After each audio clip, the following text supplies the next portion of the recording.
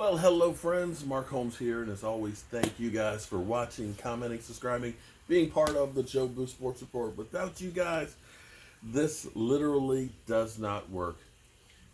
Well, the rain has kind of stopped for a minute. It's a little chilly out, but we got 2 weeks left to the NFL season. There was a big scare there for a minute. Sean Lee, it was reported that he had a pectoral tear, that literally the pectoral muscle tore off the bone. Thank God that was wrong. It's a pectoral strain. But here's the amazing thing that happened with this game, and it's actually happened with this season, is guys that we didn't think were worthwhile to bring back have actually done a hell of a job. You know, we looked at Van Der Esch and Jalen Smith as the two best linebackers in football. Man, we're set.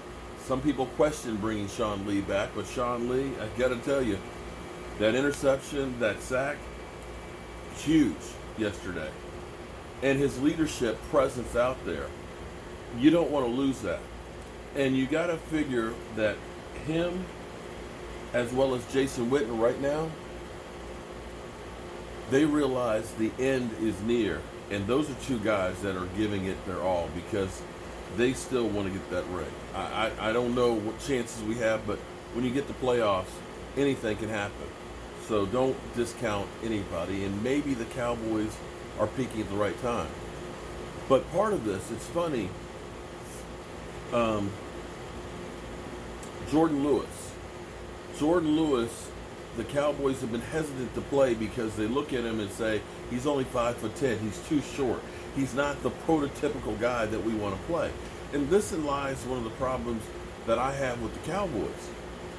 The Cowboys always seem to have set in their mind something.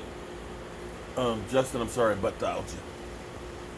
The Cowboys always have set in their mind a prototypical player or a scheme that is the mold of how they do things, and they very rarely waver from that. Or if they do, it's because, while they're kicking and screaming. Jordan Lewis has made mistakes. Don't get me wrong, he hasn't been perfect, but he's got 4 sacks on the season, and he's made some good plays for the Cowboys. And this is a guy that they keep not wanting to play. Here's a crazy thing for you. He's got 4 sacks on the season. DeMarcus Lawrence has 5. It's hard to believe, isn't it? I love DeMarcus Lawrence. I ain't mad at him for getting paid because I think all these guys should get paid for what they're doing on the field and what they're sacrificing in their lives long term. There's not enough money for it. You work for a company and you get disabled, you should get paid for being hurt. Somebody runs into you in a car and you're disabled, you get paid because of that accident. NFL, it's not that way. More times than not, you get hurt, they can let you go. Bye, see ya. So I ain't mad at him for getting paid and wanting to get paid. But what I want to see is, I want to see the DeMarcus Lawrence that showed up his rookie year in the playoffs against the Lions. Ended up having a couple sacks that ended up helping us to win the game. I want to see that DeMarcus Lawrence, before he got paid, that came out and had those 14.5 sacks on the season. I want to see that guy this week carrying Carson Wentz's head severed like it's the 300.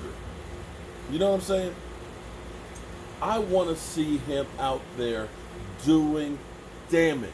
I want to go ahead and say, yeah, that's the guy we paid, and that's why we paid him. Because this is crunch time. This is the time to step up and man the F up.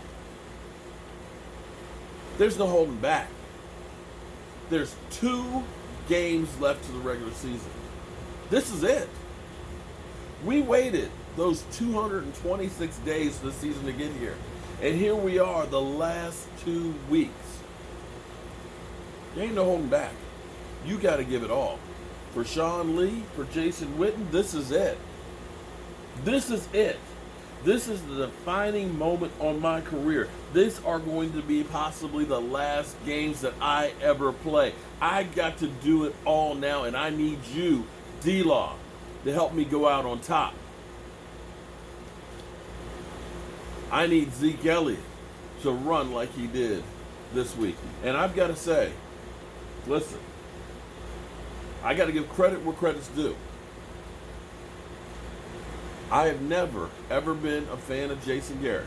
Although I will say, the one thing he did last year that amazed me, when that team was 3-5, that team did not crater, and I've said that before.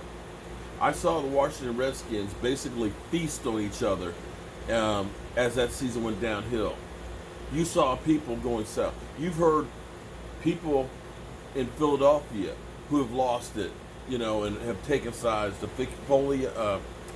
Nick Folians, as Philly 500 calls them, and have taken sides on there.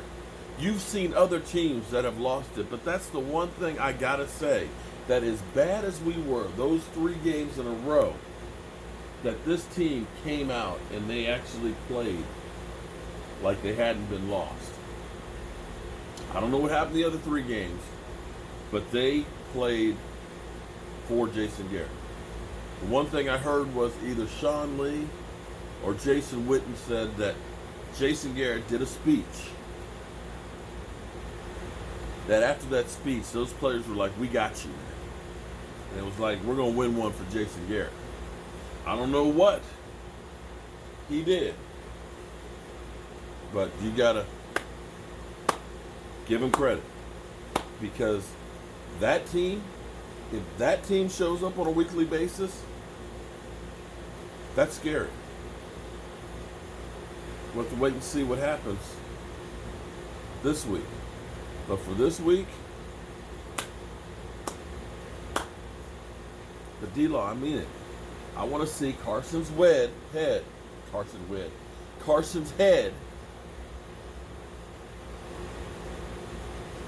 I want to see it. I need to see it. I want to see that defense swarm all over those guys. It's just so nice to be able to talk about a victory and still to be playing for something. Now, before I get out of here, I got to thank Miss Jackie for helping take care of business with Justin. She was my point of contact there. She helped get some pictures and stuff with Justin, a little interview with him. Got him to the station this morning. So shout out to her. Today, it's her birthday. So Miss Jackie, I think, what, 24? 25. That's it. You're 25 today. Happy birthday, Miss Jackie, and thank you for all that you do. And I'm going to do something that I probably shouldn't do, but happy birthday to ya. Happy birthday to ya. Happy birthday to ya. Happy birthday to ya.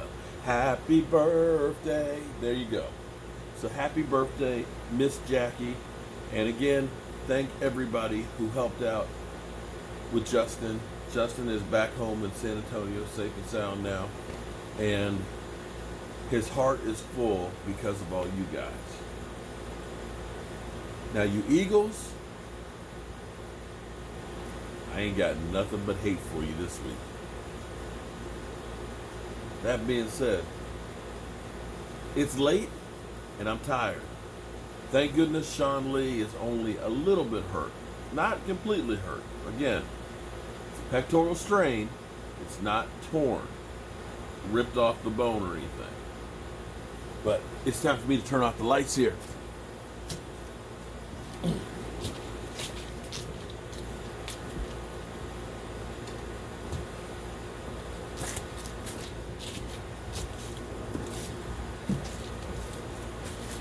This party is officially over.